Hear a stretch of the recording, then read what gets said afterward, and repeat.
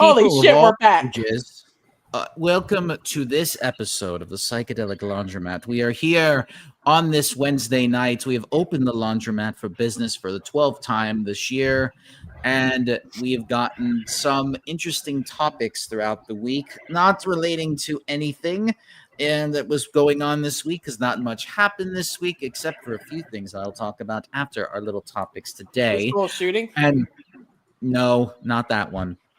Something else. Two other things actually. But then we decided. I figured since the topic has to do with this thing called Gay Week, I thought we would play some gay porn rock music. Ah! It's kind of what StreamYard allowed us to do. So listen to this. Can we lower it a bit? Do you really want to tell people that are into rock music to lower it down? That's like the antithesis of rock music. I'm trying to do a bloody show here, Joey. Okay, why do you sound like a member of the Clash? I don't know. Maybe I'm getting into this whole thing. Now, fuck off. I mean, that's definitely what the Clash would sound like. Rock and roll! Although they wouldn't do that. Anyway, I'm turning that off and I'm changing it to something else. Anyway. Wow. I mean, hey, it's the night music. It's nighttime music, so it goes well with the night theme. We're in a laundromat somewhere in Miami. Anyway. Yeah, speaking of the laundromat, where the fuck is that giant ass chicken? He pooped on my clothes again. Not again. Nope. I don't know. Anyway. Let's get to the news. Well, first of all, Sylph ended up finding 2 pieces of Reddit stuff over this week. While I was trying to figure out some things that were going on personally, I didn't really have time to really scourge the world for like stuff to talk about. But it just happened to find these little nuggets. So the first one I found by accident. That's how it always starts here. The Seabat song was exactly the same thing. And so was the truck driver one, if memory serves. Oh, that one was Circus. But yeah. Yes, but again, that was found by accident. All right. Anyway, so I thought we'd start with which one do you want to do first? The serious one or the funny one? I mean, they're both serious, but let's start with the one I linked first. The 23F and 25M. Okay. The other one is so this Experience. This one is called my 23. Oh, I guess this person is a 23-year-old woman. The way that they did that.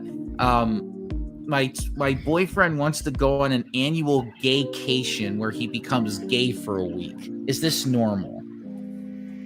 So, no, Karen. No, it's not normal, I think. Hi, Elliot. Hi, Elliot. Let me read it through, and then I guess your alarm clock is here. Anyway, Here with emotional support. I think that's going to become a T-shirt for this show. If we could just get that branded. But then again, we would become just like the capitalists I despise. Dude, I'm still working on the Maybe not if we donate our proceeds to like animal shelters. Right? Well, we could do animal shelters. We can also do the Trevor Project and some autistic related charities as well, although not the ones that are done by Autism Speaks. Those fucking fools. Oh, that's anyway. Cat cafes. What, the cat cafes you said? Yeah, they help animals get adopted. Well, that's good too. I mean, we need that. All right. Let me actually read the full story. So it says, me and my boyfriend, so she's 23 and he's 25, so they're in their mid-20s. Me and my boyfriend have been dating for 1 year, but recently he suggested something that astonished and confused me. He wants to go on a 1-week gaycation with his best friend later this year, and he wants to make it an annual thing. There was no "it" in there. I put it in there because that's how I roll. I had never heard of this, but point is when straight guys go on a trip become gay for the duration of that trip and are straight again when they come back. He says that during this trip, he and his friend would basically look for other guys to have sex with, but that it wouldn't count because it would not be emotional, just physical, and that's what happens on a gaycation doesn't count in the real world anyways. Naturally, I asked my boyfriend if he was gay or maybe a bisexual, but he acted offended when I said this and said it was just an annual 1 week bit of fun, and that there was nothing gay about it, especially since it was only for 1 week a year. I don't know how to feel about this, and it has caused quite a bit of argument with us. He insists it is normal, and a lot of straight guys do it. This is my first serious boyfriend, and aside from this one new issue, everything has been great. Is it normal for straight guys to pretend to be gay for a week, and am I overreacting? Should I try to make a compromise? I'm very confused by this. No, Karen, this ain't right. I mean, like, this ain't like what straight men do. No, it isn't. And considering that I've grown up around straight men a lot, I can provide a lot of commentary on this. So let me start by saying there are straight men out there that really, really, really want to touch other straight guys. And when I say that, I'm not kidding. Because there are instances when I was in high school where there were instances where I would catch, there was one example, there was one time in drama class, there were these two guys that were best friends. I would assume they were. Anyway, all of a sudden we found them on the floor snuggling with each other. What the fuck? On the floor while we were this was like supposed to be during reading time. Hi, Supple Ted. This was supposed to be during a time we were supposed to be reading for, I guess the act of snuggling kicked Circus off of the stream. She couldn't handle two straight guys snuggling on the floor. So unfortunately, Circus is going to have to get back to us eventually. But, and also at the same time, while they were snuggling, you could hear them actually moaning at one point. Right in front of the teacher too. No. Yes, that's pretty much what it was. But then they came out, but then they were later like, no, this is not gay at all. This is what we have. This is what we do. This is like what best friends do. There was also one other instance where when they were changing clothes during weight training class, because we had to change out of our uniforms. Hold on. I guess the act of watching two men cuddling on the floor, Circus, made you exploded your internet so much that you had to reset. No, I didn't reset. It came back on. Anyway, so there was that instance, but there was also the instance, like I was saying, when they were changing clothes during weightlifting class from their uniforms to their workout clothes. A lot of times when we would, get changed, we would often get changed we actually didn't have a locker room at that time, so we had to change by the bathrooms. And so when we did, every time people saw each other's chests, they would try to go up to them and like smack their chests or even like just play around with their nipples or whatever. Absolutely not. Mm-hmm. Oh no, and there was no consenting, but when they did it, they was like, "Oh, please keep going." So I saw a lot of that as I was growing up. They gay, all right. But no, they would come out later and they would actually marry women. Both of them actually, and I guess they're no longer best friends because they graduated after high school and they never saw each other again. But as far as I know, both of them are married and have kids. You could say the same thing about Brokeback Mountain because that ended up happening the same way too. Of course, except one of them didn't die and the other one's not grieving over their death. It's not the Joker grieving over whoever the other guy was. But I saw a lot of that growing up around, supposed straight guys. And there are even some instances among some of my best friends at the time, when we would go to sports bars, and there would be times when I would catch them trying to like touch them near the pelvis area. There were even times when I would see them like let's say one of them was playing a video game on the carpet floor, another would sneak up behind them and they would just try to like I don't know if the way it was like thrust their pelvis right into their head, if that makes any sense. And again, this is coming from a lot of supposed straight guys that I used to hang out with, but I don't anymore. But you would see a lot of that during that time period, because as I keep saying on this show, and I keep saying every single time I meet other guys or I talk to other women, I say, no man is 100% straight. That's either 90%, 50%, or it goes in the other direction. The middle point is 50. Because, and the thing that I always bring up as evidence is the fact that when you watch a pornography video, if you're watching it with a guy on there, you are also jerking off to that guy being naked as well. Exactly. So, there is no reason for you to think that you are 100% straight, unless, of course, you're like that one guy that says, the only thing I watch is lesbian stuff. That's the only thing I will do. But then again, that's also wrong for me to do because I don't believe in that. Because they have that homophobia going on in their brains as well. So, because of that, this guy clearly wants to experience the idea of being around another muscular man who probably has a big sausage. And he wants to experience that and probably wants to go to a place where there is a resourcefulness of gay men around. And this is probably why it's called a gaycation. Because, okay, it doesn't count because it doesn't take place in the real world, aka where I live in my own community. When I'm on this vacation, I am away from my community. I am in this secluded hotel in this secluded place where nobody knows me. And what happens in Vegas stays in Vegas. That's why that's always a line when people talk about all the wild stuff that they did. It's one of those same type of situations. Doesn't want to express it in real life, wants to go somewhere else and do it in secret, even if it was the best friend that they have a longing for, and doesn't even want to admit it to their own girlfriend in this particular instance, even though the girlfriend is like, dude, you might have some inklings of the gay. And he's like, how dare you say that to me? I am a pure straight man. I've got my muscles. I've got all of this. I'm pure 100% masculinity. There is nothing about me that is gay except for this 1 week that I do it. Other than okay, Christian. No, it's not even that particular situation. Let's not bring that up.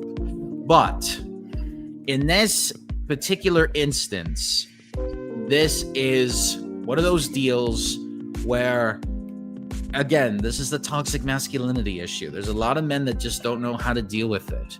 And they're been taught for so long that they have to do a specific thing in order to be accepted as a man. There's nothing else that they can do to be accepted other than a couple of things. Go to the gym, get the muscles, be weird in front of women. And I say weird because they are weird around women, because they exactly don't know how to talk to them. And as somebody that knows how to talk to women, the one thing you do is you just treat them like they're just regular people. Yeah, you know, human. A woman walks in and it's like, oh, sorry, I didn't notice that this was your seat. I'm sorry. Here, take this one. Sorry, I didn't mean to sit in your seat. Listen up, Kevin. This is the advice you need. Or somebody's listening to a song and it's like, oh, hey, you happen to listen to the same rap album that I did. You like Kendrick Lamar too? Awesome. Let's go for like a 2-hour conversation of how great To Pimp a Butterfly was. Never happened. I would like to do that, but no. I struck a conversation with the woman because we happened to both like Kendrick Lamar and we talked about all his albums. Then there was another instance where it's like, oh, hey, you happen to want to go to a pinball museum. I want to go to a pinball museum. Let's go. And then that's how that happened. That actually sounds awesome. It is. If you ever go to Delray Beach in Florida, they have a pinball museum where you can play every single pinball machine that has ever been in existence. Fine, You if I also ever get come to play. Florida. You also Yeah, get to play skee ball from 1918. Ooh. Anyway. So they run into those situations all the time because of the awkwardness. And once you're able to accept your sexuality, like I have, things become a lot easier. But they are so ingrained because of the manosphere that has been put out there by the internet that the way to get a woman is to do this, and this. But there's still that inkling, like, what if I experienced like touching another man's dick for like a week or something? Or what if I just felt something other than a woman's boobs? What if I touched the actual like chest of a man? And those thoughts creep into every guy's head at some point in their life. It's just a matter of they either think they're sinning because it's considered a sin in a lot of church areas, and considering I grew up in a major Christian area, even having those thoughts was considered an expulsion. There was a gay man that came out in our school. He was expelled, and they tried to come up with all of these other defenses. Oh, his family didn't pay the tuition in time and blah, blah, blah. So that's how they came up with that. But I mean, there was even during a school play that we did. During a school play in front of 5 to 6 year old kids. Remember, we were teenagers, but I played the villain. One of the guys that was cuddling on the floor was considered the damsel in distress. He actually dressed up in a sunflower dress. No. Actually, no, that wasn't the one I was thinking of.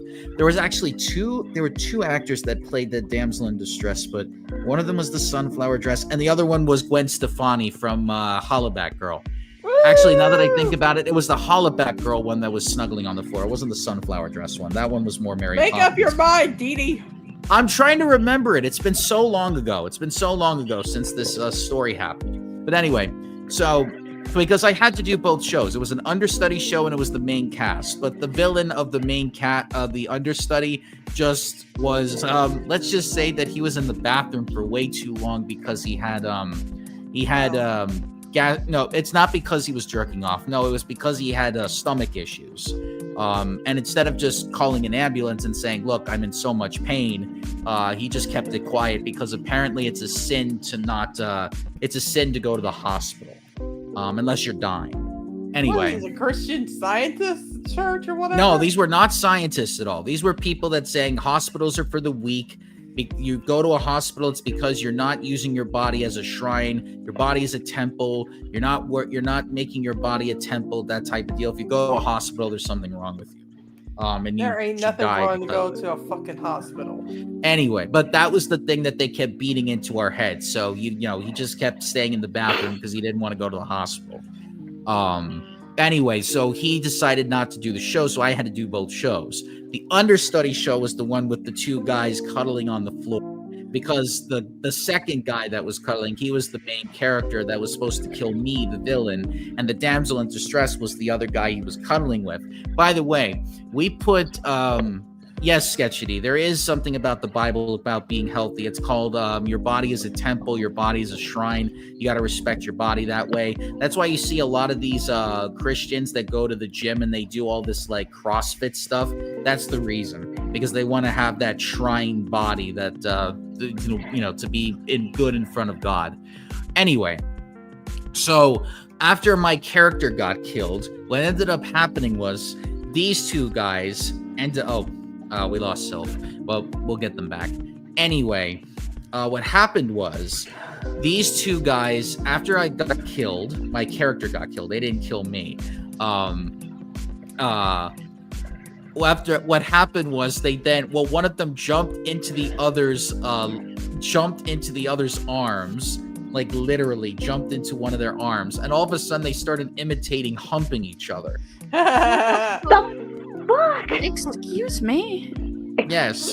And they actually made the noises too. I'm not joking. No. I'm not joking. No. I'm not joking. And by the way, and if you thought that was bad, the kids that they were doing this in front of were cheering, and they were like, "Fuck that guy." Which is why we ended up which is one of the reasons why the show got canceled, because all the adults were like, this is too gay for this. They're contaminating our They're contaminating our poor children's minds. In fact, why won't someone think of the children? Exactly that. But to promote the show, to promote the theater show, we went around and we told everybody, hey, listen, 2 guys are going to kiss on the show. And so we tried to get people into the show doing that. The principal saw this and ended up taking down all of our advertisements. But that was the way we were going to get the show to be seen by people in there, because let's face it, everybody just knew that they were going to this school because their parents made them go. And they're like, yeah, I'll do these Bible verses, blah, blah, blah, blah, blah. But hey, 2 dudes kissing like Brokeback Mountain, because Brokeback Mountain was very big at the time. And they were like, hey, you want to see a real life version of Brokeback Mountain? Come see this play. That's how we advertised it. Good Lord, you think you'd be some crack the kids or something. But no, but they went a step further. They did it was supposed to be just a simple kiss on the cheek. But no, they did the lips, and then they did the humping. Yeah, Daddy. Yes, exactly. And before we did this play, let me bring this up too. Before we did this play, we did an improv exercise one time, and so they ended up being scene partners for this one. Believe it or not, I don't know how this happened, but they did. So one of them was supposed to be a teacher, and the other one was supposed to be a student, and so. It was supposed to be a storyline about like, oh, you got a bad grade on a test or something like that. I know where this is going. I've seen enough. I've seen enough shit to know where this is going. So just imagine it's a belt instead of something else. Anyway, so yeah, so they did the scene in front of everybody. We all had a laugh at it too. Even the teacher was cracking up in the corner. She was like one of those like very liberal teachers that did not give a damn about religion. She was just there for the paycheck, and she's like, "Well, if we're gonna burn this Christian school down, let's do it through gayness." Woo! Let's do it. Yeah. So they ended up putting on they ended up doing that for about 2 minutes. We were all cracking up a storm. But there were some people that were just uncomfortable, like watching it. They're like, "Oh, is this really happening? What's like going to go? Blah blah blah."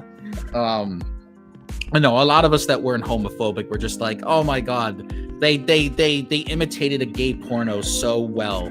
And they even said like that was the main thing they were doing. They said like, "Oh, we watched the 70s gay porn the other night, and we wanted to imitate that on stage because we thought it was funny."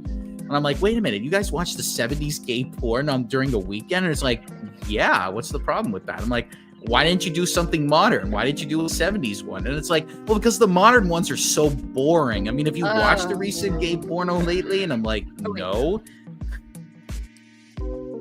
This is back in like 2005. So like, I was going to make a joke about it being him, but that's a lost one.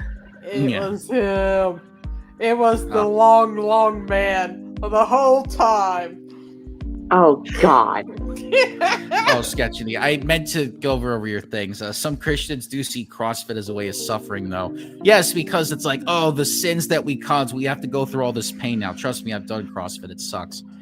You can, however, argue that going to the doctor is treating your body as a temple, as temples need to be maintained. But they don't believe, sketchily, they don't believe that it needs to be maintained through hospitals. They think it should be maintained through you exercising and putting some weird stuff into your body that is not medically approved by the government. Don't their teachers screen those plays? No. Actually, there were 2 instances where we were supposed to do plays, but they did not get screened through. We were supposed to do a Family Feud version of Christmas, where it was the family of Jesus against Santa and his elves. And the only reason why they didn't do it was because the Virgin Mary got pregnant, and her water broke, and Jesus' family's team lost. Oh, that would sound funny as hell. Yeah, and I was the host, by the way. I was the Family Feud host. And no, I did not imitate Steve Harvey, like being shocked at their answers. But no, because Jesus' family lost, it was deemed too sinful, so they had to cancel the show. Fuck you, it's just a play. Yeah, but no, apparently apparently capitalism can't win against religion, even though they're practically the same thing. Anyway. Right. But in their hypocrisy of those mega churches that kind of prove the need of healthcare, they don't believe in healthcare. Most of them don't even have health care. Yeah, basically, like those really hardcore Christians. Oh, yeah. Sorry, Moody, go ahead. Oh, fuck. I mean, I'm already starting to boil a little bit because of this. It's like the whole thing with those same nut jobs that say, like, they want to pray for their illnesses to be cured, and look what happened to them for not, you know what I mean. Well, I wouldn't want to imitate Richard Dawson because Richard Dawson's a misogynist. Yes, in fact, he was one of the instigators for what was it? God, I can't remember now. It's completely escaping me. Anyway, so my entire point with this whole long story is, with my experience, guys want to have gay moments. They just don't want to do it in public.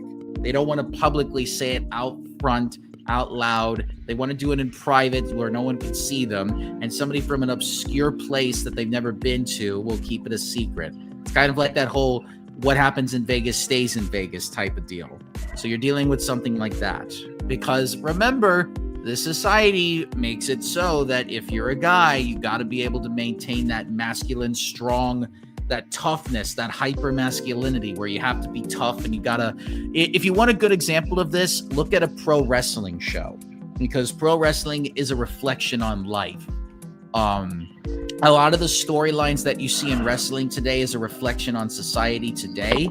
And what you see in today's wrestling shows is men hating each other because you're not as tough as me. Oh yeah, well, you're not as tough as me. And then they just fight in the middle of the ring and everyone's like, yay, fighting men. And instead of just being like, hey, Lynn, I'm really sorry about I'm really sorry that I hit you and everything. Let's hug in the middle of the ring. People are like, oh, this sucks. That's kind of like what you're seeing now. And you'll probably see it more in the future, especially since we have a lot of these manosphere stuff now being propagated all over the internet. But I, on the other hand, will not be promoting any of that stuff because I am comfortable in my own skin and I am comfortable with the way I am. And guess what? I have been on more dates in the past 4 years than most guys that I talk to today that are still complaining that they can't get dates. And even then, the dates are a one-off thing and we still are friends afterwards. But hey, you know what? I also consider like hangouts with friends dates. We just don't do a lot of the whole like romance stuff. It's like an aromantic type of deal where instead of like being like, oh, let's kiss, it's like, no, let's just high five and be like, yeah, bro. Well, I don't do the yeah, bro stuff, but it's like, yeah, high five and stuff like that. So anyway, that's my little theory on it. You want to get into the second story now? Men don't woo anymore. Are you talking about Sketchity? Are you talking about the fact that they don't like God, what's the word for it? I can't think of it right now. Is it that they're not what? Courting or something? I don't know. Courting. Court. Oh yeah, courting. That's what it is. Yeah. Is it because they're not courting in bars anymore? Which actually is illegal in some states now. Like California, you can't court a woman in a bar. Anyway, so Sylph ended up finding a second one. Flirting. Flirting is, it's still acceptable, but flirting is just like more of a harmless, like once-off thing. And even small talk is very boring. People want to have like long conversations, whether they're deep and they just go into things. I don't really find that women want to do a lot of small talk nowadays. There's a lot of things that they want to talk about, and they just don't have a guy that they really trust to have that conversation with. I just want to go to a Jerry Springer match and watch people beat each other up. But that's too much to ask. Well, Jerry Springer's no longer around, so you can't see that. But if you want to see that, Jerry Springer like. Well, then you'd have to watch a pro wrestling show. I know. But today's pro wrestling is like very mediocre. Very oversaturated and very sanitized. I know. It's so sanitized that every single time a person blinks, they have to use like a wipe just to make sure that everything is like germ free. It's like that one episode of Hey Arnold where Sid was so scared of germs that he was just disinfecting everything. Like if a person just like yawned, it would be like, oh my God, we got to stop that. There's germs coming out of that. Like that's how sanitized it is. All right. Let me get into the second story that's found. Well, this is an older couple now. They're both 42. And it says, my husband has informed me he intends to go on a gaycation with his Beal. What is brother-in-law? Brother-in-law, who's 35 in Ibiza. How do I handle this? All right. There are trigger warnings for this. Does anybody want me to reveal those? Go ahead. The trigger warnings are infidelity, internalized homophobia, and accusations of homophobia. So if anyone's not into that, you can end up skipping this part, or you can just turn off the stream in general. Once again, I do not care how many people come in and go out of the stream. I am not like an algorithm freak like most YouTubers are. Anyway, she goes, hi there. I really wish I didn't have to make this post, but here it goes. So, me and my husband have been happily married for about 16 years, give or take. We both have stable careers, good family life, and are fairly fortunate despite the cost of living racking the UK right now. Okay, so they're across the pond. We now have 2 boys, 15 and 10, and up until this Sunday, thought we had it pretty good. We argue sometimes, of course, but never gotten too bad, and we have a pretty decent sex life with some exploration, but I won't get into that. Thank fucking Christ. Long and short is, on Sunday, just after I dropped our boys off at their friends, my husband asked me if we had the house alone, and more importantly, do I have a minute? I said yes, and he sat me down and then got out his printed poster for some sort of orgy and started explaining to me the concept of a gaycation. Okay, I'm going to pause for a second because I used to have a friend that lived in, she's actually saying, if I was the wife, I would be upset that he's taken the homie to Ibiza and not me. Yeah. No, but I had a friend that was actually going to do the same thing. I remember one time we were at the gym and we had just got done working out. We're in my car. I'm about to drive her back home. All of a sudden, she shows me this Cardi B music video. And this is not like one of those ones where Cardi B usually does in like the MTV style. Like, no, this was like an actual porno music video. And she showed me the whole thing. And she was like, I want to do something similar to this, but with lesbians. And she was dating a guy at the time when she said this. And so I kind of have the feeling I know where this conversation is going. Anyway, I'll continue. Continuing, sorry. How it's where straight men go to somewhere with sun, sand, and booze and become gay for the duration of the trip. But that's fine because it doesn't actually count because what happens on the gaycation stays on the gaycation. Again, what I brought up before. I was just completely silent and mortified, even more so when he said he was looking into booking a trip to Ibiza next year with his Beal, his sister's husband, to experience it for himself. When he finally let me speak, I just said, I need him to be clear with me. Is he gay? Because if yes, that's okay, but we need to figure out what happens going forward. I didn't let myself get angry or upset. I was just stunned. He swore up and down how he's not gay and he's 100% attracted to women and, of course, still loves me and our boy. So I said, well, do you think you're bi, maybe? And he got very defensive, saying how I need to drop the accusations and that this is the beauty of the gaycation. It allows straight men to, quote-unquote, experience gayness without actually being gay and how it's like going to an aquarium? What? How is it anything like going to an aquarium? Wait, look, Mommy, there's the naked man. Oh no, what is he doing to that naked man? Listen, okay.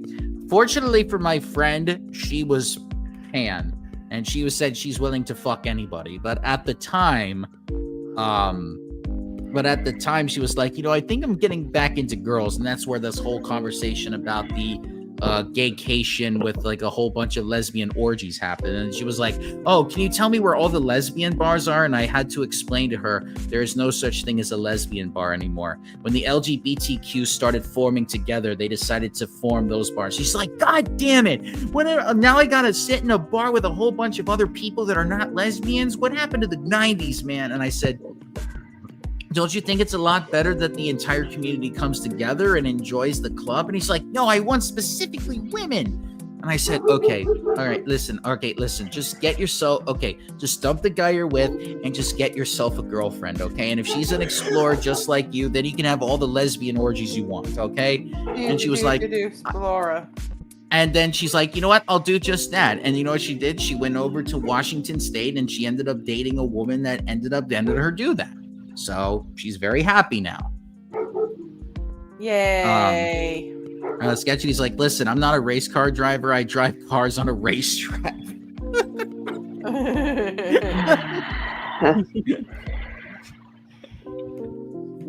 I don't eat fast food. I just make sure that the food gets to my table 5 minutes after I order it.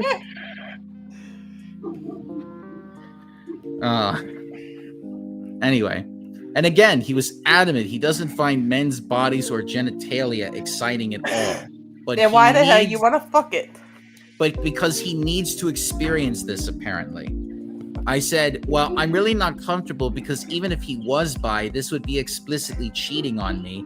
And he got angry and he reiterated it's not because that's the beauty of the gaycation, etc. I just had enough and left the room. Okay. It still counts, goddammit. It's still cheating.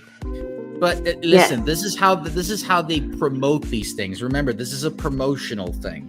And the way that they do promotions is they try to make it so that the narrative that they're spewing out is not going to be questioned by the guys that are trying to go for this entire thing. I can't help it if they're rereads because they don't get that part. But again, this is one of the things on how we tackle narratives that are actually harmful. You have to understand exactly what is the method behind the narrative that they're trying to put out there. Once you figure that out, then you can, because one of the things that we're going to have to start doing is we're going to have to start making people unlearn a lot of the things that they've listened to growing up. And after they unlearn a lot of those things, then you can start implementing a lot of the information that is going to be beneficial for them going down the line later. It's very hard to try to convince somebody that hasn't unlearned a lot of the toxic stuff that they listened to growing up. It's much easier if you just present to people if they're willing to learn. There's going to be people that are just going to be like, nope, I'm going to stay with this and that's that. And they're just going to stand their ground and they're not going to change. Some people are just not savable. But for those that do, that's the process that you have to go through. And the way that, like I said, men keep getting brought up, you've got to be tough, but a lot of times that narrative has not helped them. It's actually harmed them, but they don't want to completely come out with it and actually talk about the traumas that they went through. Instead, what they want to do is they want to try to slip out and they want to try to do what these gaycations are. And there are people that are fully aware that there are men out there that clearly want to do this. So they advertise to try to get them to go to these things because they can make money off of these guys. So there's exploitation that's involved in this as well. So that's one of the things that people are going to have to start realizing with stories like this. Sketchy saying, I don't talk to a therapist. I confide in a professional mental health professional in a controlled setting. Coffee optional. I don't go to a hospital. I go to a medical facility. God, the amount of times I used to watch wrestling shows, and every time they would put a wrestler in the ambulance, like, well, that wrestler is going to a medical facility where there's going to be trained professionals that are going to be, they wouldn't even say doctor or nurse. They're just going to be like trained medical professionals. And we will get updates from that medical facility, hopefully in the next 10 minutes. It's like, oh my God, they can't even say the word hospital. Just say hospital, for God's sake. Anyway. So she says, I ignored him for the rest of the day, but we spoke at tea where I again asked him, why does he want to do this so bad if he's not gay? For some of you who don't know, tea is dinner for the UKans. Yes. He said how he's interested in how gay men's lives lived. Okay, sorry, this is not grammatically correct, so I'm having trouble. And how gay men's lives differ to straight men's, and that unfortunately, once the gaycation begins, it's simply impossible for a man to resist, and he must surrender himself, mind, body, and soul to the gaycation or be destroyed. God, these straight men act like fucking gay guys are just sexed up hormonal men. Okay, I have to read this line again because I'm confused by his logic. Once the gaycation begins, it's impossible for a man to resist, and he must surrender himself, mind, body, and soul to the gaycation or be destroyed.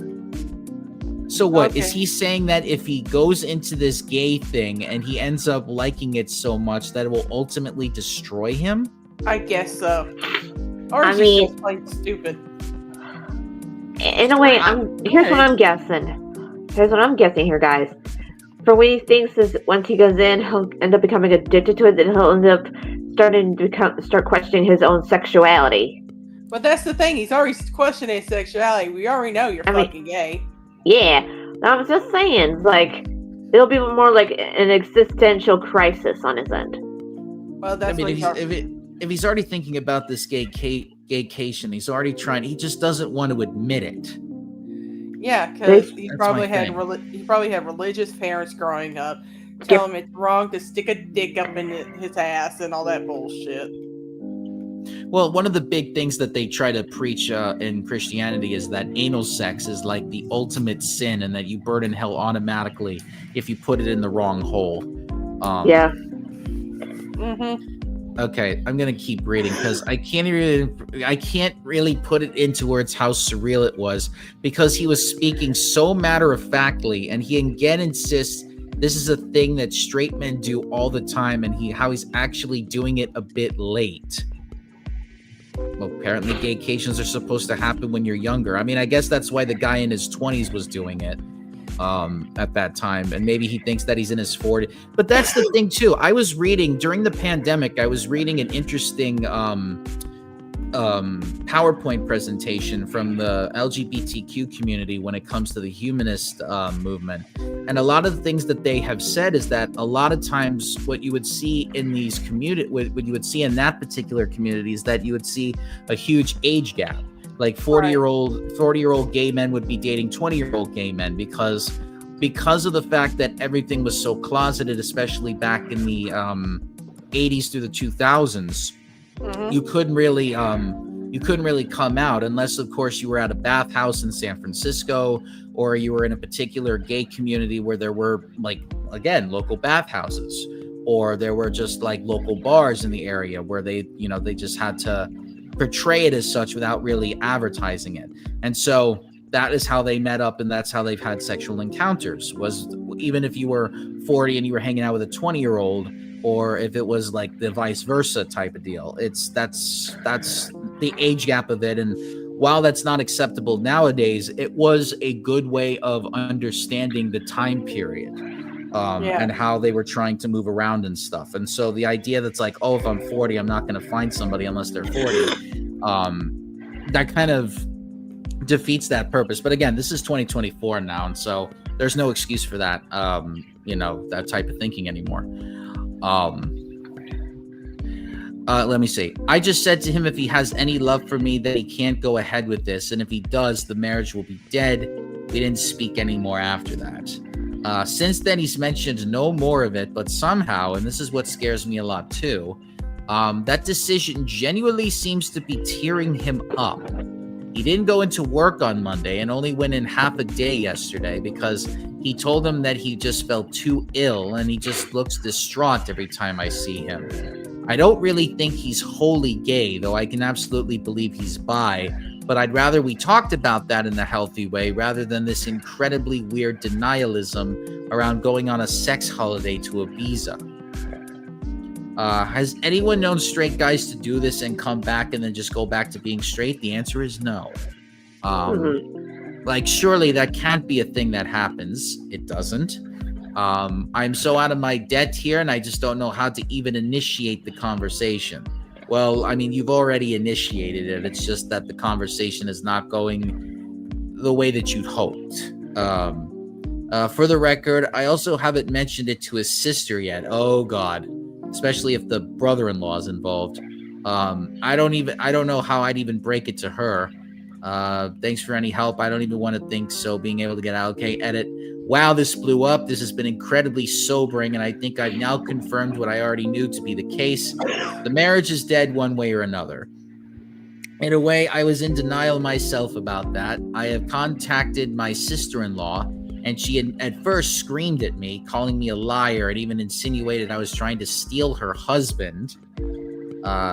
She rang me back shortly after, apologized, and admitted she was in deep, deep shock. I think she went through the five stages of trauma. That was grief. Grief. Sorry. Yep. Yeah, because that definitely sounds like the 5 stages of grief right there. I have asked my parents to look after the boys, and we're going to meet tomorrow to discuss this deeper. I have also texted my husband and told him he will need to make alternative accommodation arrangements, but he will not be sleeping here tonight, and a bag will be waiting for him. Not sure if the mods want to lock the post or not, but I think I've got my answers. Thank you for all the kind words, especially a person named Champion Flight who gave me the good dose of reality I needed. P.S. I see a lot of people asking about the aquarium, and at risk of doxing myself, there's a pretty famous aquarium in the UK called The Deep. At the very end, you walk through a tunnel that goes underneath the main fish tank, so it's quite immersive, I suppose. Oh, like that one tunnel in Pokemon Black and White. I guess that's supposed to be the area where you start like making out with your supposed Oh no, keep reading. Okay. My husband explained the aquarium thing and that it's a bit like that. You go there and you quote unquote observe the fishes. You even get a bit up close, but you never actually enter the water, which means get emotionally invested, or become a fish, which means gay. So it doesn't really count. Check, please. I have never heard that before in my life, and I'm in the LGBT community. I have never heard that in my life. I have never either. Unless we're all living under a rock, and apparently we don't get out as much. I've never heard this before. Dude, it was I've been out since I was 14 years old, and I haven't even heard that in my life. Listen. I can explain. I can understand if you want to go to an In-N-Out burger, but an aquarium. Anyway, it was a very bizarre analogy, and I pointed out it still makes no sense, and he just got more in a huff, and how I just don't get it, and frankly, I still don't. Here are some relevant comments here. Commenter 1 says, your husband isn't proposing a gaycation. He's proposing cheating on you with men while using magical thinking to pretend it doesn't count. The fact that he's planning this with his sister's husband makes it even more disturbing. I was going to bring up that part too. His bizarre explanation about surrendering mind, body, and soul isn't straight men curiosity. It's someone desperately trying to justify exploring his sexuality while keeping his heterosexual marriage. His depression about not being able to go isn't about missing a vacation. It's about being forced to confront his sexuality without his convenient "what happens in Ibiza stays in Ibiza" excuse. His meltdown over not going shows how desperately he wants to avoid facing this reality. I've said that. OOP should consider about the divorce. Commenter 2 says, so this is just a thought, but I'm wondering if he was really planning on doing the gaycation or if that was just a cover to try to get you to agree with it. What if the real plan was to get with women while he's down there? I don't know. That seems way too elaborate. That's it. And especially since we've seen other instances of this doing that. Anyway, Sketchy saying, I don't eat lasagna. I consume meat, sauce, and cheese between layers of pasta. Well, I mean, there are other pastas that actually do that as well, so it's not just the lasagna thing, Sketchy. Okay, commenter 3 says, tell him you're gonna have a straycation while he's gone, and you're gonna surrender mind, body, and soul to other men. Honest to God, if my husband proposed this to me, I'd use his time away to pack up, move out, and have divorce papers ready for him. I agree. Agreed. All right, so here's an update. This is back in November. So when I last posted, I contacted my husband to tell him he wouldn't be staying at home tonight and a bag would be waiting for him. As you can imagine, we argued quite badly. I won't go into the specific detail, but no, I'm 100% not 100% on board. But no, I'm 100% on board with the fact at a minimum he's bi, might even be gay altogether. We've had arguments in the past, but I've genuinely never seen him have such a childish tantrum before, screaming about how I just don't understand the gaycation. Absolutely despise that phrase now. And insinuating I'm actually homophobic because I refuse to allow him to partake. Oh, you motherfucker. You mother. Goddamn it, you piece of fucking shit. Gaslighting. This is a. Hello, this is. Okay, somebody's like trying to gaslight you, bro. So, sir, she's not fucking homophobic. She's married to you. She doesn't want you cheating on her. If you're gay, then divorce her. Don't gaslight somebody. Yeah, this is like the one point where I just was like, you know what? Fuck you, man. Yep. That is straight up gaslighting right there. It's like, I'm actually homophobic because I refuse to allow him to participate in this cultural exchange with the gay community. Cultural exchange? So what is he thinking? That he's going to go to a bees and he's going to be like, hello, I'm from Britain. Here, let me exchange my British sausage with your Ebesian sausage. Let's taste each other's sausages and let's see let's see the differences in taste, shall we? Let's have a cultural exchange. That's the way that he's trying to put this off. But that's the way that he's describing it. Anyway, a lot of you said to ask him if it'd be acceptable if the roles were in reverse, and I did say that.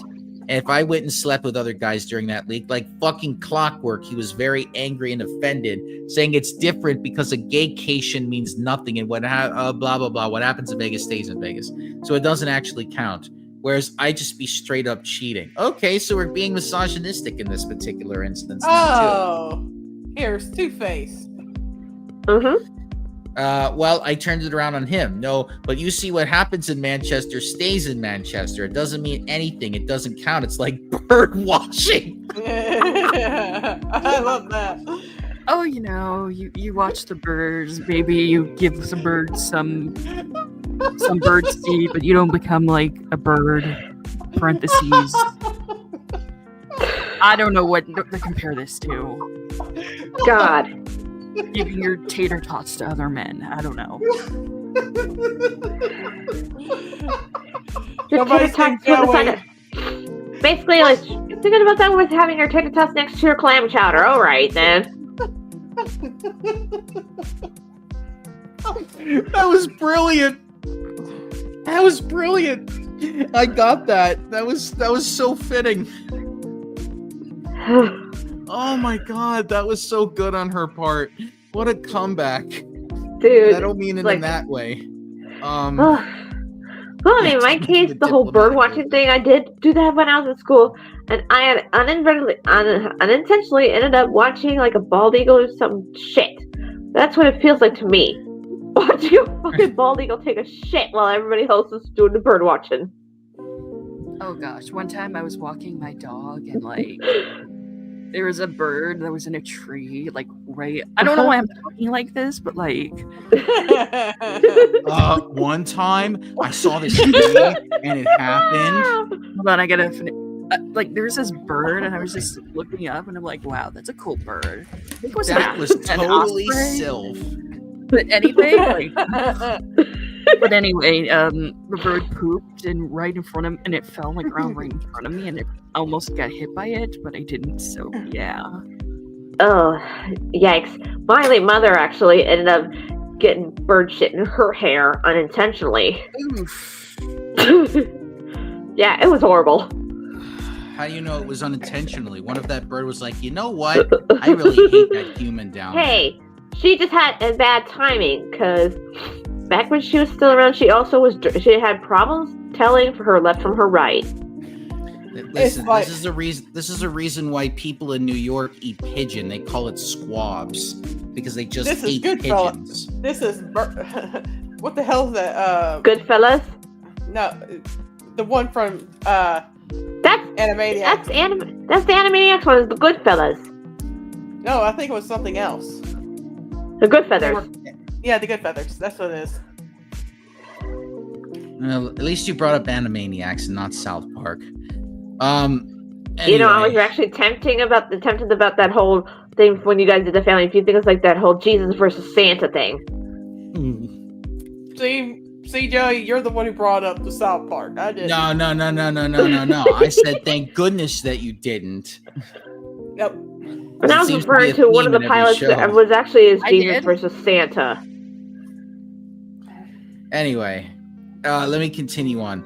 And I think the bird watching got through to him. He went all quiet and then started crying, admitting the thought of me sleeping with another man is destroying his heart. But it's totally fine if you destroy her heart by going with another guy. But relationships need sacrifices. So agreed. Well, what is this, a Yu-Gi-Oh card game? I guess so. I sacrificed my wife in order to summon Gay Man from Ibiza into attack mode.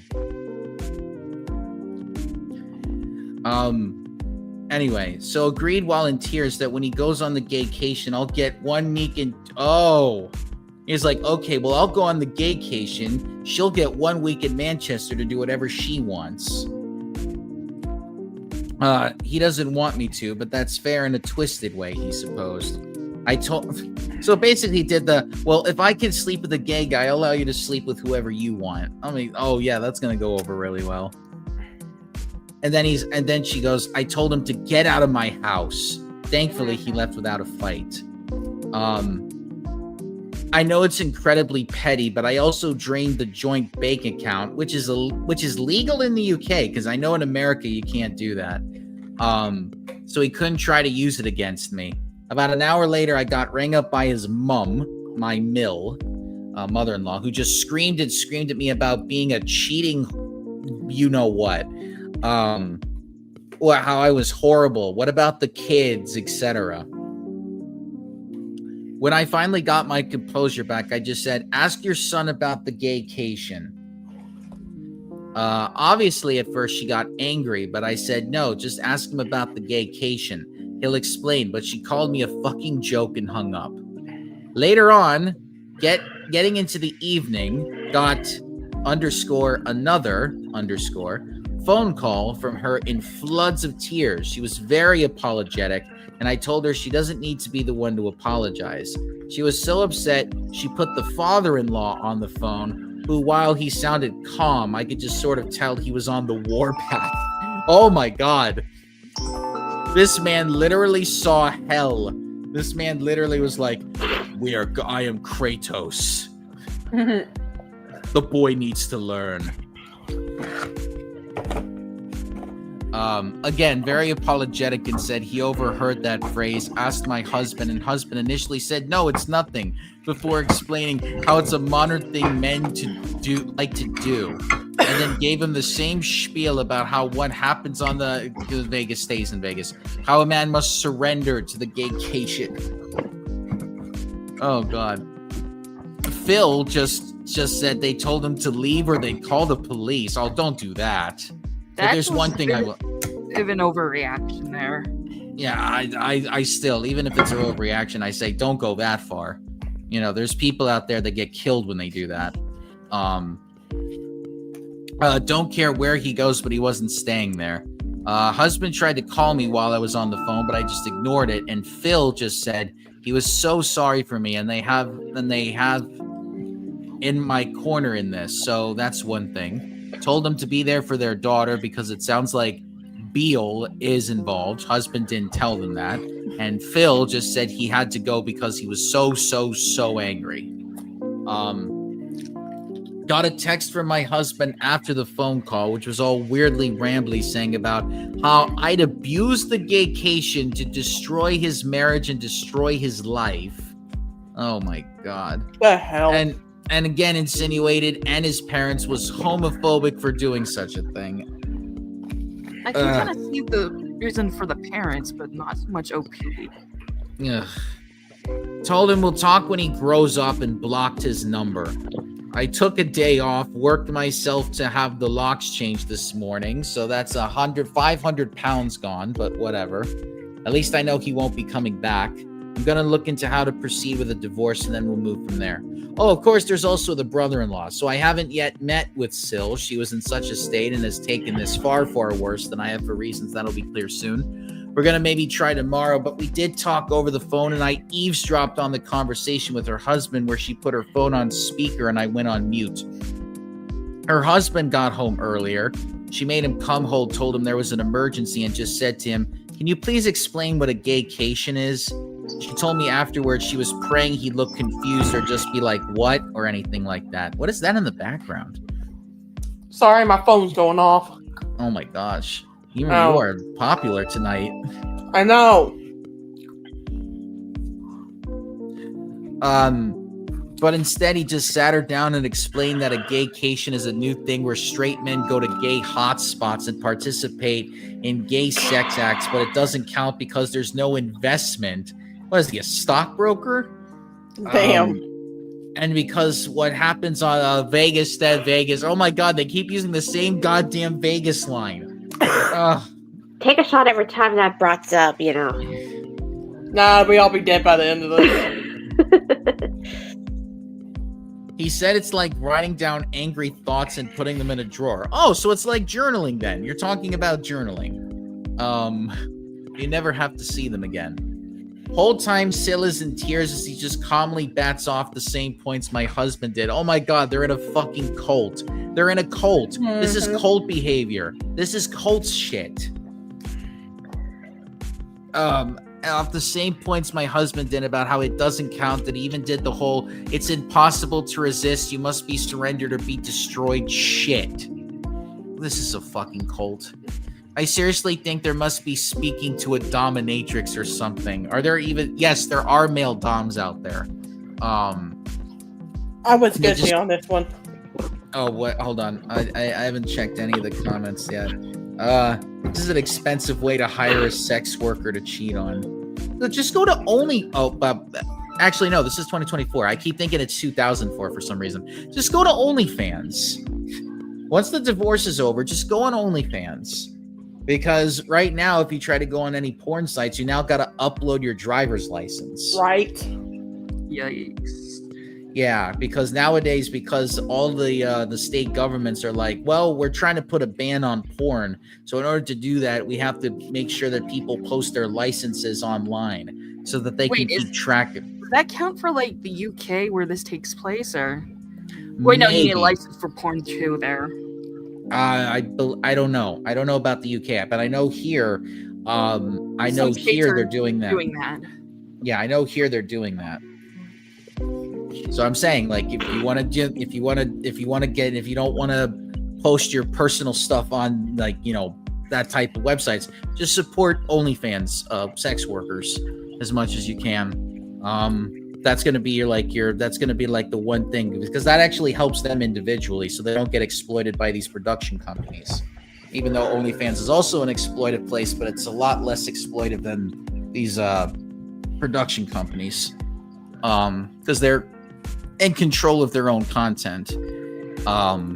Anyway, I seriously think they, because surely neither of them are that into this to actually make that up on their own. I really don't go into what was discussed for her sake, but it did become very apparent to me that the bill is into sissy hypno porn. I have no idea what that is. And at times conflated that with the concept of a gaycation. I'm thinking that this is like one of like those I don't even know. Like one of those hypnotism things. I don't know. Yep. I put the definition in the chat. Private chat. No. Oh, hold on.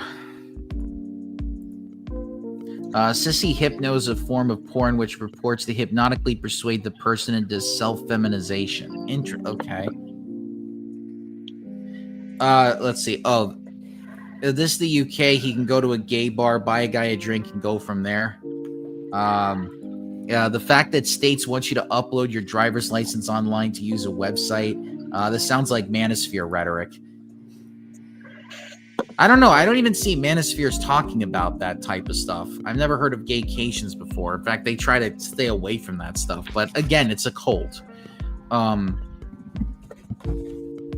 There was this utterly surreal moment where Syl is just trying to wrap her head around this while also in floods of tears, and he explains so genuinely, so matter-of-factly that for most men, the gaycation is either a one-time or annual thing, but some men go to the gaycation for years and others simply never return because they use hypnosis and mind control to be totally feminized into a state of permanent pseudo-gayness. What? What? Self, what the fuck did you find for us? I don't know.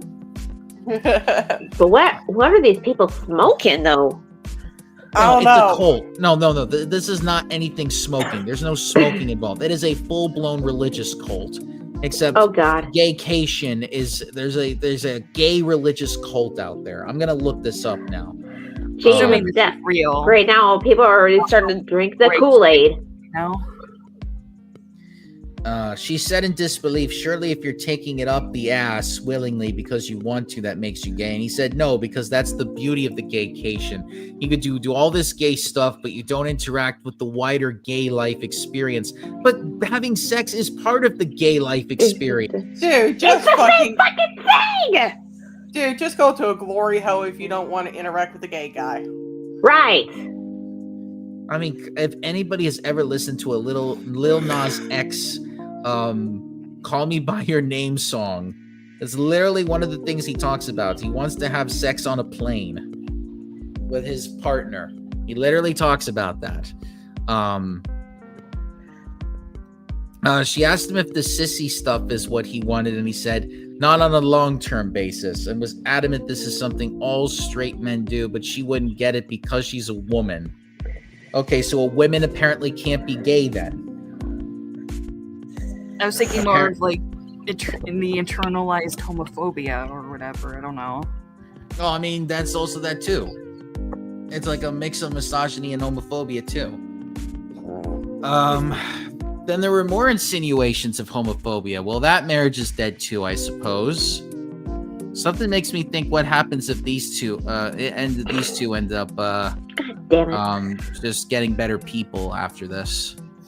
Hell, let them two get together. Fuck the husband and No, that's too disgusting. Of course they wouldn't do it with each other. The whole point of a gaycation in their minds is they do it not together, but they do it away from there. I'm talking about the two women hooking up. No. The whole ordeal ended when she said to him he has a choice to make, and he said no, he doesn't need to make this choice because the beauty of the gaycation is it allows him to keep his marriage because it doesn't count. She says that's not the choice and that's how they probably sell it to these guys too. It's like, oh, it's not cheating. It's not. She said that's not the choice. The choice is whether he's leaving the house that night or she is. Only good thing he did was leave. Me and Syl spoke about it after that, and I'm just still utterly stunned. I understand she's gone to her parents for the support. What exactly did we do to have our lives destroyed in such an abrupt, bizarre, embarrassing way? Well, I'm about to find out if this gaycation thing is an actual cult or not, because then if we can do that, we can blame it on the cult. For some advice, I'm going to look at devices and bank statements to see if I can find any definitive proof of cheating. After that, I suppose further figure out how I will tell the boys why their father won't be coming home. Edit. Spoke to other Syl, my husband's family's older sister, him, younger sister, original Syl, and gave her a skimmed down version of it. She asked her husband, and thankfully he was deeply confused, but then mentioned about 2 years ago at a birthday party, he was approached by my husband and Bill about signing up to some online boot camp about BDSM cross-dressing. The fuck? Okay. Check, please. He assumed they were taking the piss out of him, so told them to fuck off and never thought of it again. The fact that this has been going on for that long is making me want to throw up. P.S. For the poster who said about divorce options, I'm actually going to look into adultery because plain and simple, that's what this is. Top comments. Commenter 1. Your husband and Bill are deep in a shared delusion that destroyed 2 families. Their identical talking points prove this case was coordinated. They're not just planning to cheat. They've already involved in some online community that's warped their thinking. The fact that they both instantly launched into the same script about gaycation shows this isn't spontaneous. It's a fucking cult. You made the right call draining the account and changing the locks. Their attempts to flip this into accusations of homophobia show how desperately they're trying to avoid responsibility. The identical language, the bizarre aquarium and bird watching analogies. Well, no, that was more her thing. The talk of surrender or be destroyed. They're in some online echo chamber that's completely divorced from reality. When your husband agreed to let you have a Manchester week while crying, he revealed the whole lie. He knows exactly what this is, cheating. He just wants permission to do it while denying you the same. The talk about hypnosis and permanent feminization reveals just how far this goes. Get a lawyer, protect your assets, and document everything. This will get worse before it gets better. Focus on protecting yourself and your children because they're too far gone in their shared fantasy to see the destruction they're causing. What a pathetic hill for 2 men to die on. They destroyed their marriages, traumatized their families, and alienated their parents, all while insisting none of it counts because they made up special rules about it. They want to cheat without consequences, and they found an online community that validates this fantasy. Well, now that that's over with, I am now going to find out more about this. So let me do a little bit of research live on the air, and let's see how far that this goes. Apparently, it's an American television series. What? What? Okay. It's a show on Viceland that features an LGBT perspective. The show is created by Spike Jones and Elliot Page, who suggested that Page may be joined by Ian Daniel as a co-host. Okay, so apparently the slang term gaycation, this is according to Wikipedia, has come to imply a version of a vacation that includes a pronounced aspect of LGBTQ culture, either in the journey or destination. This is about an article about LGBTQ tourism. So I'm gonna try to see if there's anything more that I can see if there's anything about this that I can find. Okay, it just brings me back to the the Reddit page. Yeah, people have apparently talked about this on their social medias. Yeah, apparently this Reddit story is really popular. And people are already talking about it on here. Yeah, I don't know. This has got to be something that's like brewing online, and now everybody is just whoa, excuse you. Sorry. You all right? Yeah, I'm fine. I'm just a little bit pissed because of this topic, man. Yeah, apparently this is like some type of online thing that they found that's probably not very mainstream. So they probably just found something that's like very online at the moment. And who knows if it spreads. But apparently since this has been getting a lot of traction online, maybe the people discussing it will eventually make it more popular of some kind, and it'll just be a way for men to cheat. Who knows about that?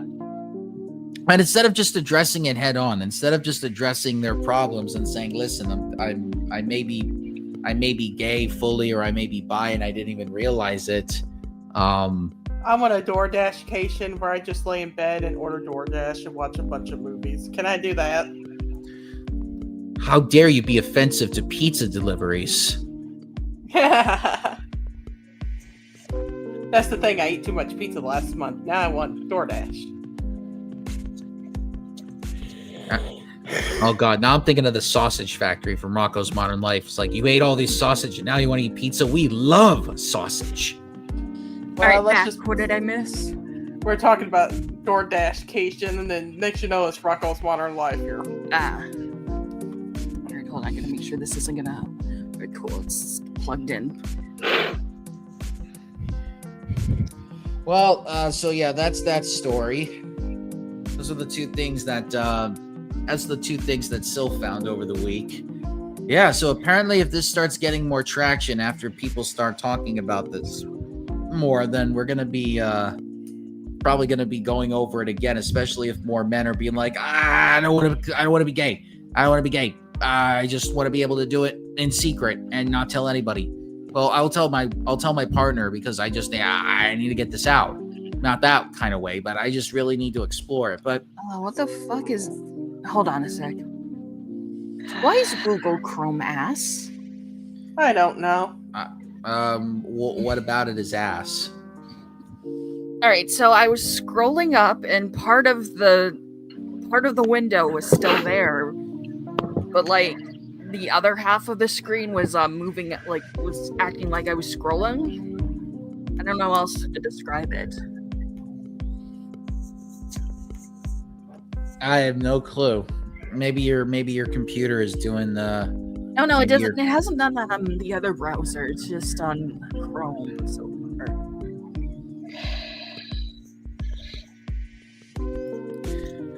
Thank you, Sketchny, for the brilliant Rocco's quote there. I love her. All right, fan. well, getting away from that, in some other things that I found. So apparently in New Jersey, people are having what I like to call a drone moment.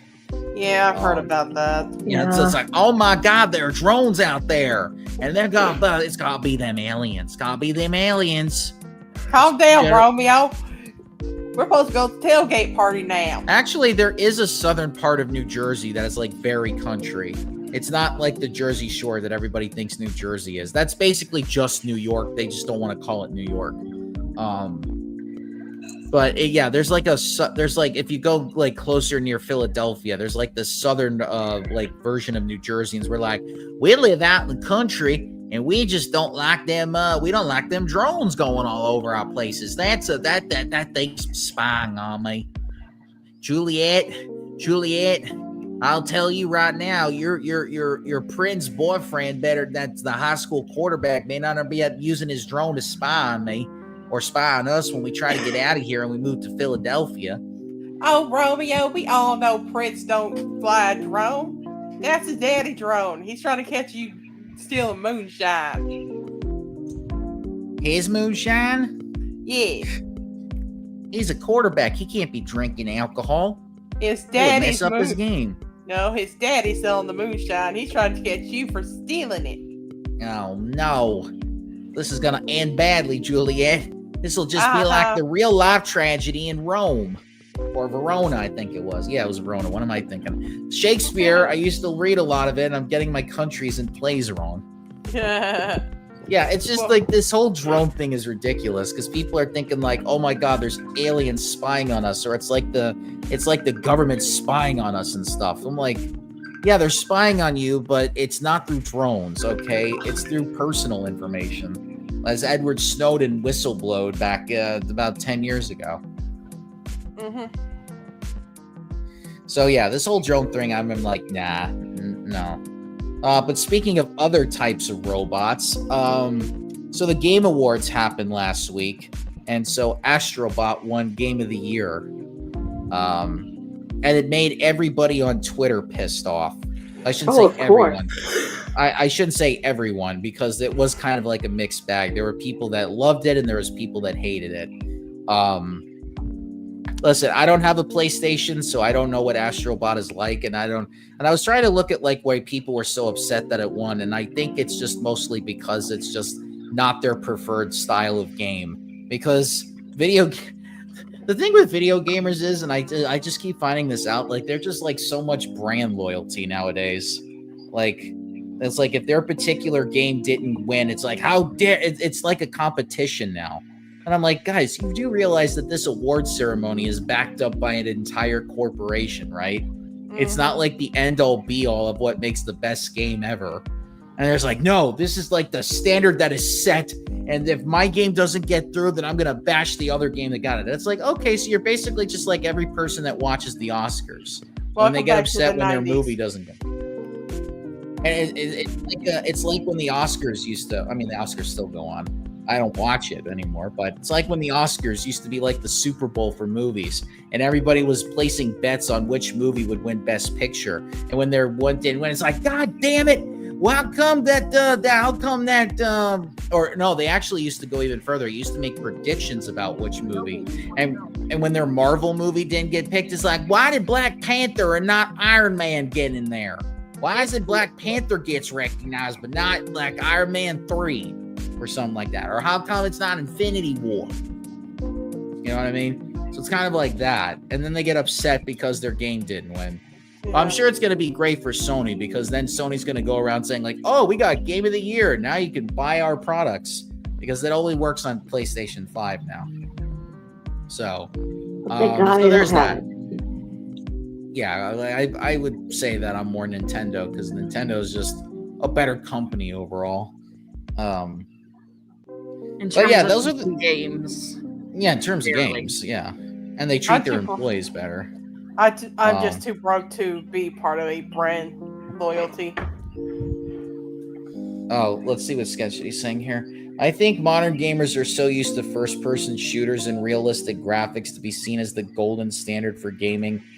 I don't agree with that, because gamers nowadays just have a loyalty to a specific style of thing nowadays. And it's not just about like a game being fun to play anymore. Like gamers nowadays, especially with social media, now they have to start putting out all these dramatic narratives out there about things. It's like, well, my game is better than your game, and here's the reason why. And if they go into a dramatic thing, and there's really no room for debate anymore, because then they just go into this whole spiel about it, and they'll try to shut you down if they debate them. So it's really just become like a war online. But again, that's what social media is supposed to do. That's how the algorithm gets boosted. Like the more you antagonize people on social media, the more that happens. So my advice is don't engage with that shit. I felt that. I agree that I missed the Dreamcast too, man. Now, if this was actual social media, I'd be like, you really think the Dreamcast was better? The Genesis is where it's at. Genesis does what Nintendo don't. Why does this whole thing make it feel like a real pissing contest? Because again, what? I was gonna say, funny that the Dreamcast was mentioned, because back then I heard that a lot of DLC content was available. Like it wasn't much. It was just stuff through its website, through the game's websites. Sort of. I was thinking more of, hey, you have Sonic Adventure. Here's DLC where you can have a Christmas tree in your map, or here's DLC where you can race on this one map, or I don't know. Here's DLC where you can have a kotatsu with an orange on it.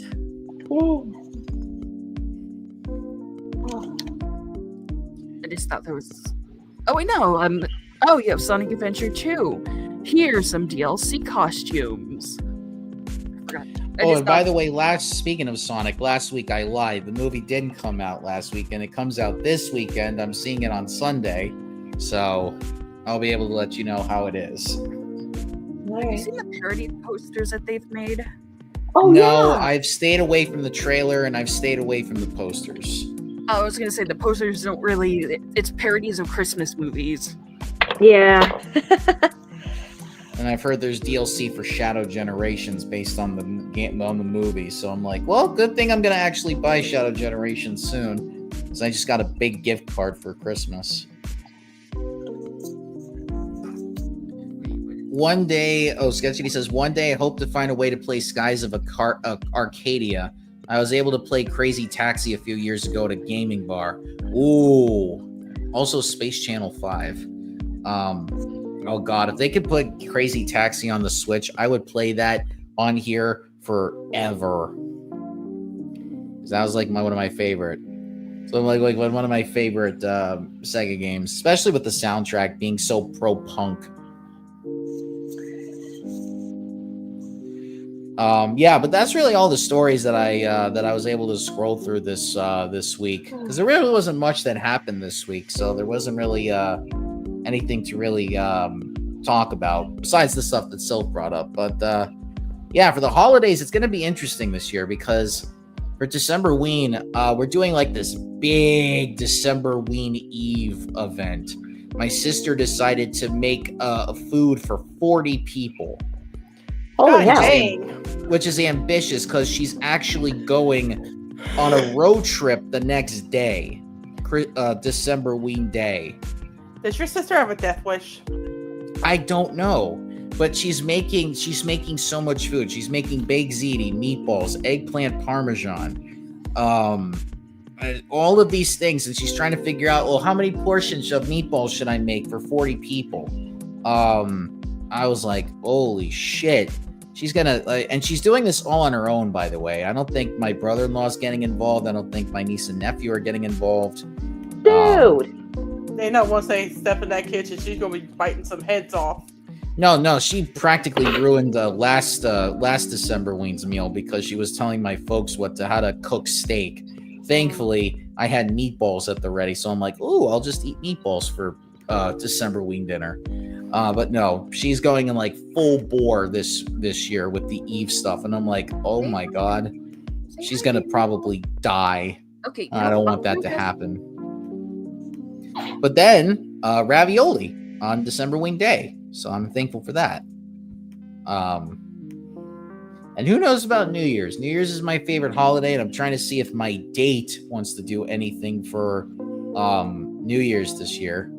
Like, she's probably like, she was talking about, well, if we're gonna do anything for New Year's, we might as well like go to like a fancy restaurant. And I'm like, well, if it's gonna be fancy, it's gonna be Italian, and I know a place. We just have to get a reservation beforehand and all that stuff.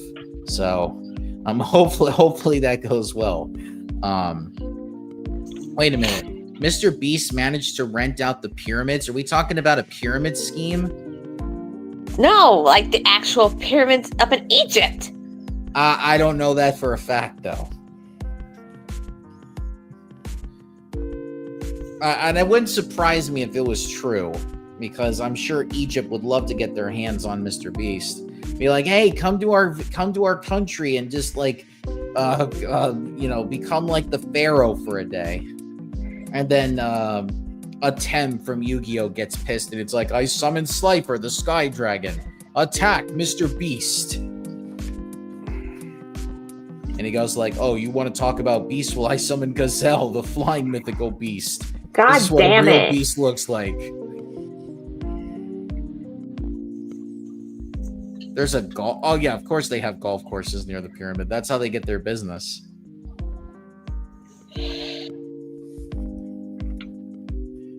All right. Yeah, so that's pretty much all I have. I don't really have anything else that I can really go over.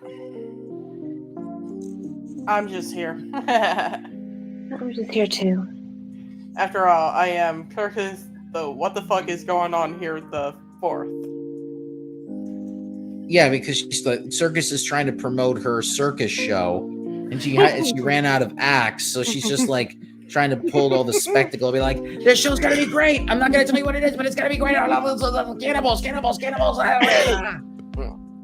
Oh yeah, we're gonna have like acrobats jumping in ice cream. We have tigers going after the acrobats. It's gonna be a bloody mess. Wait, Dexerto reports Mr. Beast recently rented out 3 pyramids, and honestly, that's ghetto as hell. Yeah. Oh, God. Are you sure it's not the pyramid that's in Memphis, Tennessee? The Bass Pro Shop one? Oh, God. Yeah, because they didn't specify where these pyramids are. Is it? It's probably like if it's in Vegas, I would understand. But hey, listen. Now that people realize that Mr. Beast is a poss, it's like okay, Piece of shit. He's a piece of shit. He's a big piece of shit. That's why I said poss. I know. I'm gonna. I don't know why I was almost going into the tune of Pal's mom is a bitch. I guess we're taking next Wednesday off. Well, I know you said you wanted to actually do something because I know. I don't know. I was asking you if you wanted to do something. I'm not really for the moldy Lunchables knockoff. Oh, I have no clue about that. I don't want to know. Oh yeah, him like Logan Paul fucking like teamed up and made their own version of their own Lunchables. Ew. Get that shit away from me. And I heard they're moldy as fuck, man. But no, like I remember we were talking about this last week, and we were like, well, I'm not really doing anything on the day, so we could do a show, but that's up to you guys if you're up for it. Murder hornet has been eradicated from the U.S., officials say. Huh? Murder hornet? What the fuck? What's a murder hornet? Those giant Asian hornets. The hornet was discovered in a corner of Washington state. 5 years later, a massive mobilization has eliminated the invasive species, at least for now. What the fuck's a Oh, okay, Asian giant hornet. That's what I was trying to say. Dude, it sounds like some type of fucking like weird 60s superhero.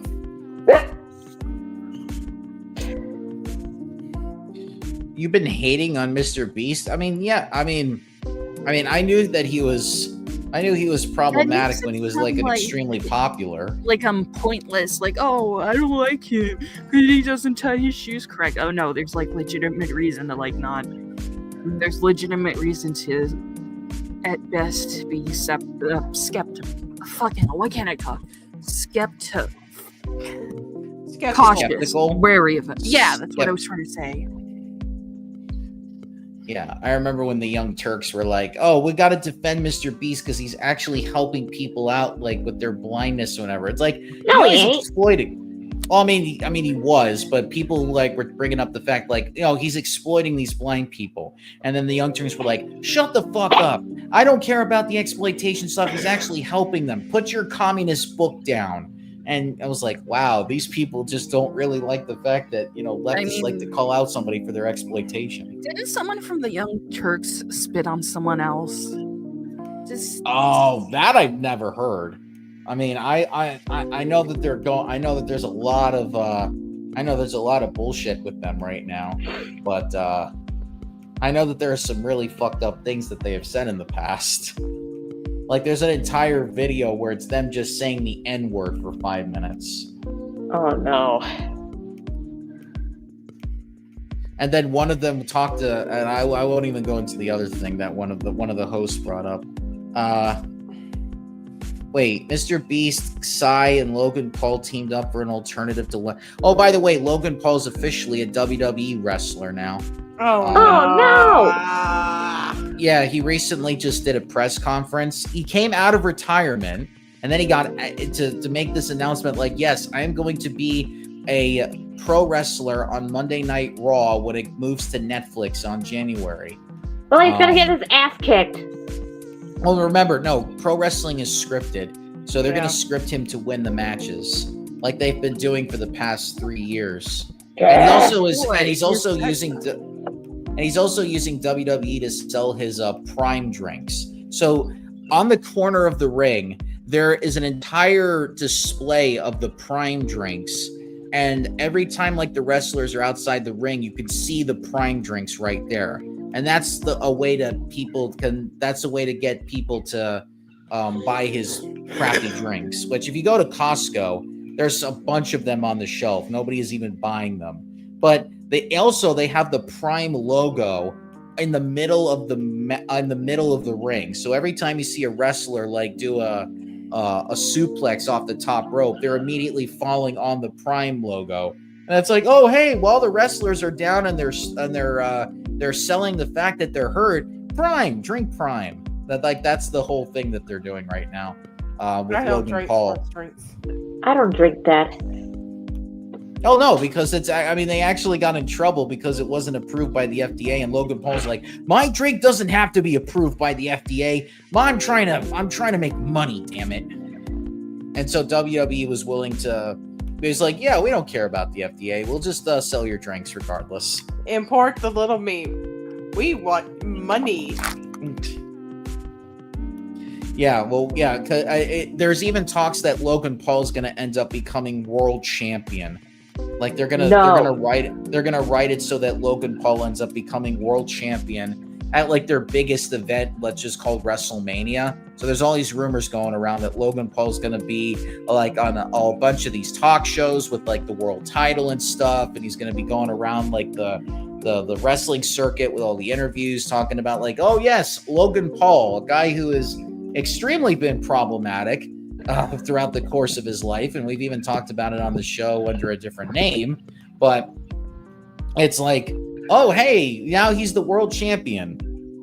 So because and I'm gonna make a separate channel talking about wrestling stuff one of these days, but yeah, they're gonna go that route.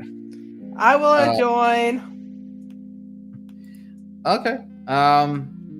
Let's see. Jank also had massive overhead for a news network, so he took a livable wage and paid his staff less. Well, yes, there was the whole thing about Jank not wanting his employees to unionize, which they did anyway. And what was it? Now Polymarket is what he calls his studio now. Polymarket is something that is not legal in the U.S., but it's a way where you can place bets on something. So he got paid like a whole bunch of money by the Polymarket people, and now so every time he goes and does his intro for the show, he's like, live from the Polymarket studios in Los Angeles, and these guys are supposed to be like liberals, and they're not supposed to be taking money from these gambling companies, but they're doing it anyway. So it's like, oh, that's hilarious. Oh, and I think he also took money from one of the former Disney CEOs. Like I think he took like what, $70 million in order for them to like get like an upgraded studio or whatever like that. There was like some former Disney CEO. I can't remember the guy's name. John Lasseter? Was the guy? I think it was John Lasseter. Yeah. Thank you, Sketchity. Or was it Michael Essler? I don't know. I don't know. I don't remember. I can't remember these Disney CEOs. Me neither. I got things better to do than deal with CEOs. What? You're not planning on trying to find another healthcare CEO and be like, yo. Sorry, I'm not Luigi. I'm not Luigi. Oh yeah. Sorry, I got, like I said. Yeah, they're trying to label him a terrorist now. That's what they charged him with. They charged him with terrorism at his trial a few days ago. Free Luigi. Oh yeah, no, he actually has like a pretty kick-ass lawyer because people actually donated to like for him to get like the the O.J. Simpson lawyer. Can't remember the guy's name.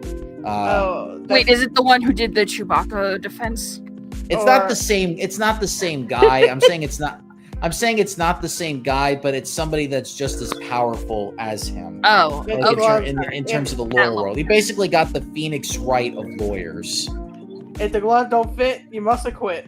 Or I'm guessing in this case you mean the Saul Goodman, because usually Phoenix Wright wants to protect innocent, like, not the. You know what I mean? Yeah. Wait, the NCAA? You're talking about college sports, Sketchity? Wait, a healthcare CEO is running college sports? Interesting. See, this is why we need Sketchity as like giving us more stories. Well, no, this is why I always encourage fan input about stuff, you know? That's like kind of the deal. But I again, this was a week where there wasn't a lot going on, like I was saying. Oh, yeah. It was just like...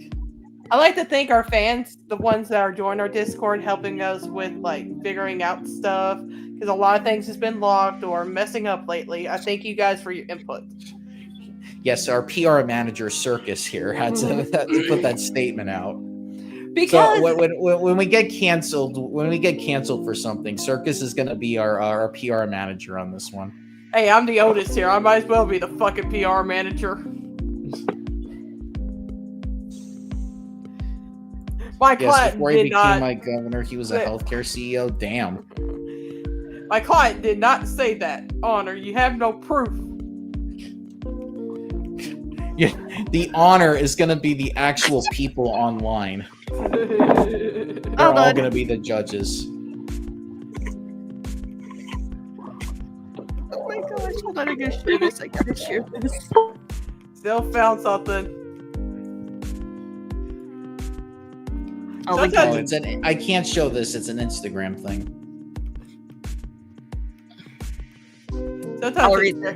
I'll read the caption then. Sometimes it scares me what Still finds, because you never know what wacky, crazy adventure he'll take you on. When you don't have to shop for Thanksgiving because you already have a juicy turkey at home. And it's a cat sitting on the window. I thought you were going to say Jersey Mike's for a second. I'm like, oh no. I'm so sick of those Danny DeVito commercials. Hell, I saw somebody say, I got Thanksgiving dinner done, and it's a bunch of fucking, like, those frozen turkey meals. New foot-long nachos at Subway. Doritos foot-long nachos. The fuck? Yeah, they'll do that. Like I said, they're trying to do everything they can to get people to go into the store to buy their food. I kind of like this one. Pink lemonade dipped cone, TQ. Sorry, I'm following a food Instagram. I can tell. Somebody's hungry. The audacity, I tell you. The type of cookies that are coming out. Sir? Which reminds me. What do you mean type of cookies? Type of crumble cookies. There's a chocolate peanut butter pie that's going to be coming out in a month or two. I'm going to murder you because you're making me hungry. Somebody's hangry. Subway bread is not bread. What would you call it then? Like, Subway's the only place where you can eat a meatball sub with one hand, which is what you're supposed to do. People don't realize that meatball subs are actually street food. Irish Court says Subway bread isn't bread because, let's see.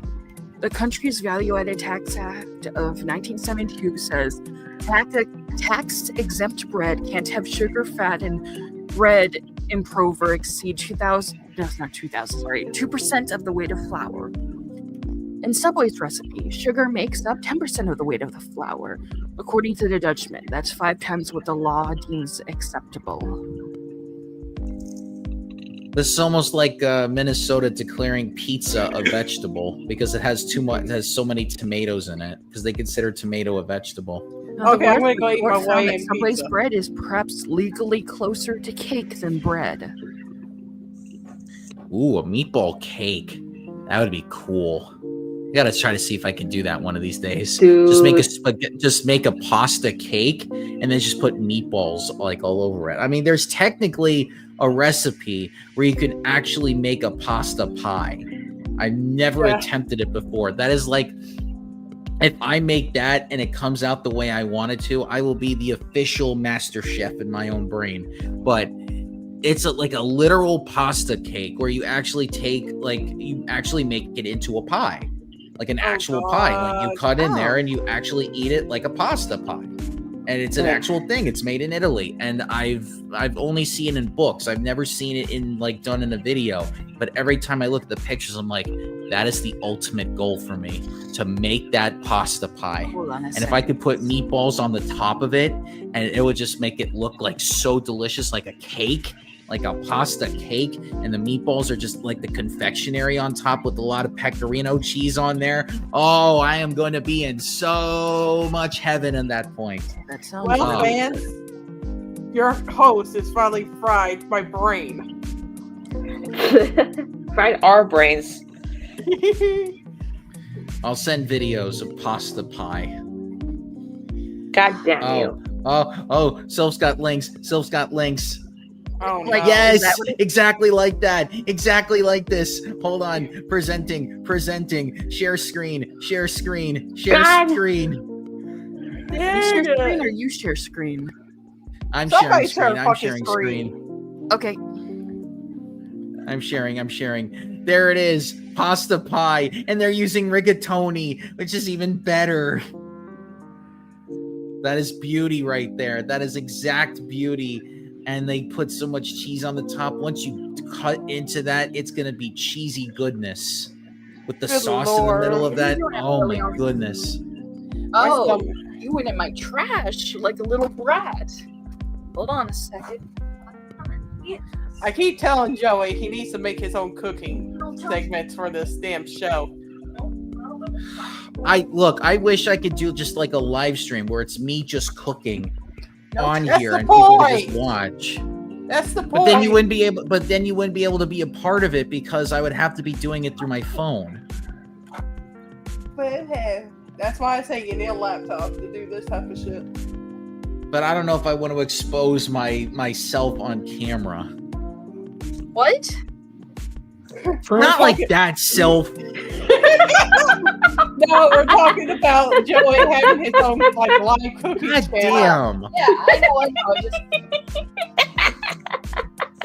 Once again, Sylph is strong again.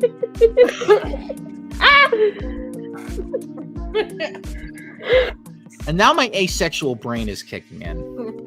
Come on, kitty. I was trying to say that I don't want to actually show myself on camera. So I'll probably just do like a first person view of me doing it. Hey, Joey.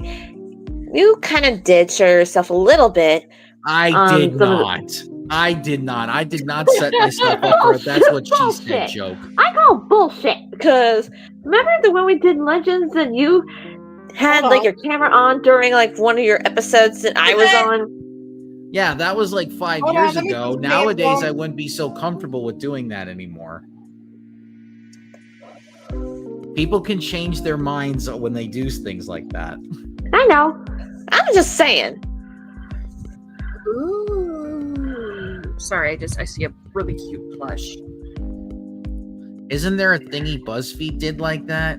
What they did a live stream of them making the pie or something? Is that what you mean, Sketchy?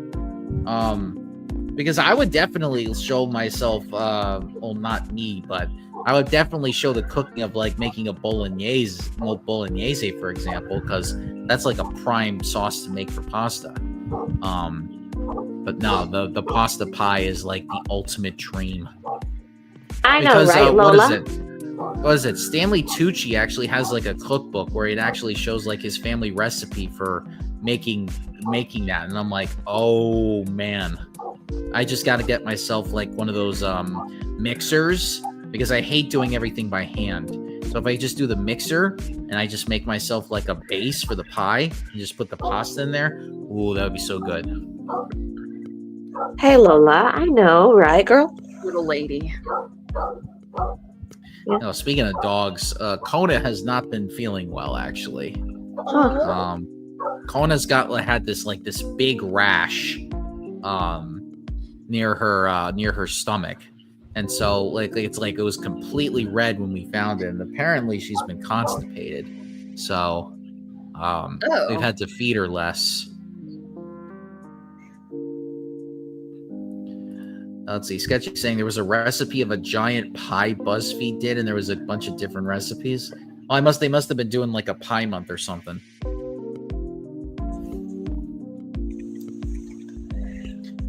Oh, and I'm also reminded that they have now thermos, where if you cook something, you could put it in the thermos and it will stay hot for 8 hours. Jesus Christ.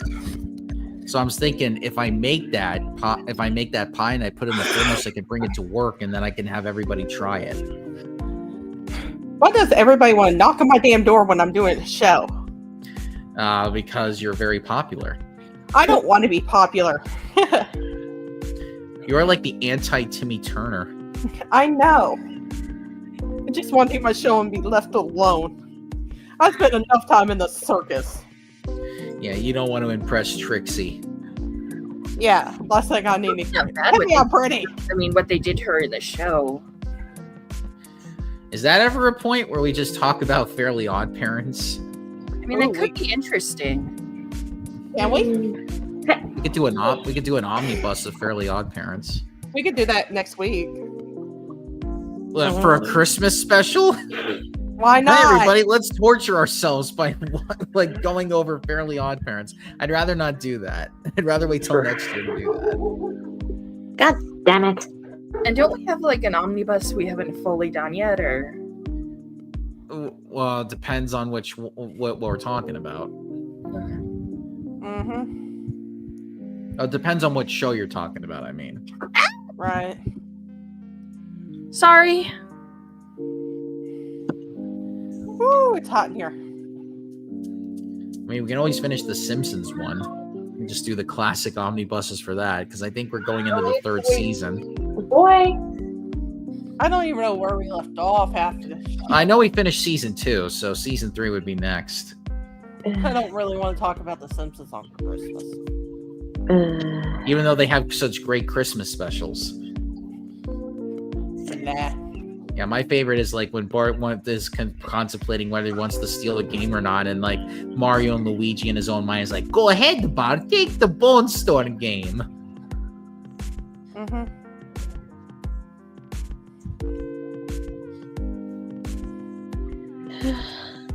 All right, well, we're gonna have to end the show now. So either way, I have a few Christmas ideas because Donkey Kong Country 3 had an entire Christmas cheat code involved when it came to its game when it came out. So I always got that in the back of my head. But if not, we could talk about it off camera. But they could definitely plan something then, because obviously New Year's going to do something for New Year's. So we'll just have to plan that as it goes along. But we got Friday coming up with Danganronpa. We are on to chapter 2 now. So we're going to be going into that. And then I'll have 2 weeks off vacation from work. So we'll just end it there. We will catch all of you on Friday, and we will make sure, and I will just be like, okay, just do all the algorithm shit. I don't need to go over like, comment, subscribe, all that. Yeah. That's like all the ways that we can only get noticed through that, because that's how YouTube works now. It's like you got to do all the algorithm stuff. So follow the algorithm guidelines, and then we'll catch you on Friday. Until then, bye everybody. Enjoy your Wednesday night. Enjoy your Thursday. We'll catch you in 48 hours. Everyone, bye. take care, and sorry for the owl.